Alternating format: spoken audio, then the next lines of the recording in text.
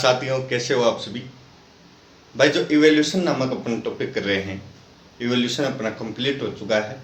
उसके कुछ प्रश्न हैं, उन प्रश्नों को देखते हैं, समझते हैं भाई।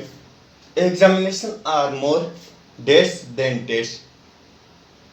Examination are more reliable than test, या valid than test, usable than test, या एग्जॉस्टिव देन टेस्ट। समझने वाली बात है। Examination are more than test. Reliable यानी भरोसेमंद, वैलिड यानी वैध, यूजेबल यानी जो काम में आता है, यूज आना, और एग्जॉस्टिव यानी सुविस्तृत। सुविस्तृत यानी सही तरीके से जो एग्जामिनेशन होता है वो टेस्ट की तुलना में सही तरीके से, सुविस्तृत तरीके से होता है। तो ये जो अपना आंसर है ये आएगा एग्जॉस्टिव, क्या सुविस्तृत। यहां तक समझ में आया भाई। रिलायबल अपने इसमें नहीं आएगा, वैलिड नहीं आएगा, यूजेबल नहीं आएगा, क्या आएगा सुविस्तृत, exhaustive. Highly reliable test is, भाई यहां पे देखते हैं, highly reliable test is. Reliable का अपन ने पढ़ा था भाई, भरोसेमंद होता है, भरोसेमंद। तो हाईली रिलायबल टेस्ट इज, ज्यादा भरोसेमंद टेस्ट कौन सा होता है इनमें से। ये देखिए सरल प्रश्न है लेकिन बहुत बार पूछा जाता है। हाईली रिलायबल टेस्ट इज, भरोसेमंद, ज्यादातर भरोसेमंद टेस्ट जो होता है वो कौन सा होता है। ऐसे type, short question type, objective type, या ट्रू फॉल्स टाइप। भाई ऐसे टाइप, शॉर्ट क्वेश्चन अपन जब इवोल्यूशन पढ़ रहे थे इसके बारे में चर्चा की थी।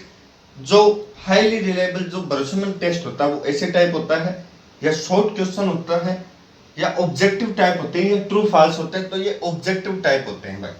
इसलिए ही जो बड़ी बड़ी परीक्षाएं होती हैं उनमें ऑब्जेक्टिव टाइप क्वेश्चन दिए जाते हैं, जो ज्यादा रिलायबल, ज्यादा भरोसेमंद होते हैं भाई।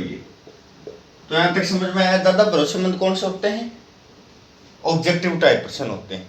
आगे चलते हैं भाई। एफिशिएंसी एवोल्यूशन इंक्लूड्स, भाई निपुणता होता है इसका अर्थ। प्रोफिशिएंसी का अर्थ होता है निपुणता।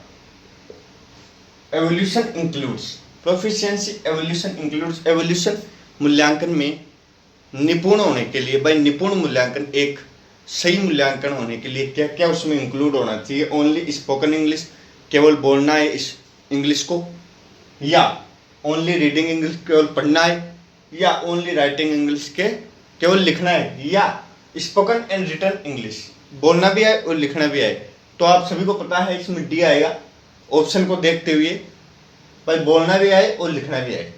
The skills which should be tested are, the skills which should be tested are listening and speaking, reading and writing। भाई ऐसी कौन सी स्किल जो टेस्ट की जाती है, कि लिसनिंग को, स्पीकिंग को, या इन चारों को, लिसनिंग, स्पीकिंग, रीडिंग, राइटिंग। ये आप सभी को पता है, रीडिंग एंड राइटिंग को, या नन ऑफ अबव, इनमें से कोई नहीं। तो आप सभी को पता है the skills which should be tested are listening, speaking, reading and writing। इनको सारों स्किल्स को टेस्ट किया जाता है। तो ये इसमें सही आंसर हो गया भाई। इन आंसरों को, क्वेश्चन को आप गौर से समझिए, और फिर आप एवोल्यूशन अगर नहीं देख रखे तो वो चैप्टर्स देखिए अपने, बहुत ही अच्छी तरीके से समझाए हुए, आपको समझ में आ जाएगा। टीचिंग एंड टेस्टिंग आर, अब समझिए, टीचिंग पढ़ाना, एंड टेस्टिंग, टेस्ट लेना मतलब परीक्षण लेना, आर पॉसिबल, क्या ये पॉसिबल है, या इंस्पिरेबल, यूनिक, सिमिलर, इनसेपरेबल। देखिए inseparable, possible, unique, similar. Teaching and testing are शिक्षण और प्रशिक्षण, और प्रशिक्षण। प्रशिक्षण। शिक्षण और प्रशिक्षण आर पॉसिबल, इंसेपरेबल, अविभाजित, जिसे विभाजित नहीं किया जा सकता, अविभाजित। अब देखिए भाई, ये दोनों एक दूसरे के पूरक हैं। अगर पढ़ाएंगे तो अपन को परीक्षण लेना पड़ेगा। टीचिंग और टेस्टिंग आर इंसेपरेबल, अविभाजित हैं ये दोनों। यूनिक, अलग भी नहीं है, सिमिलर भी नहीं है। ये क्या है?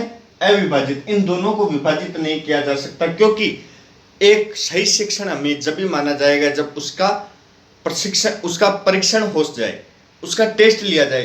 भाई हमने तो पढ़ा दिया और अपन टेस्ट लें तो टेस्ट में विद्यार्थी अच्छा नहीं कर पाए तो ये क्या अच्छा पढ़ाई है? नहीं, ये पढ़ाया जाना अच्छा नहीं है। तो टीचिंग और टेस्टिंग ये साथ में जुड़े हुए हैं, अविभाजित हैं। इन दोनों को साथ रहते हैं, टीचिंग और टेस्टिंग अविभाजित। तो इनसेपरेबल इसमें आंसर आएगा।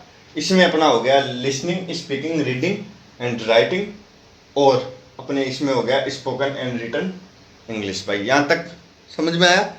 और भी कुछ प्रश्न अपन लेकर आएंगे। जब तक के लिए आप चैनल को सब्सक्राइब कर लीजिए। जय हिंद, जय भारत।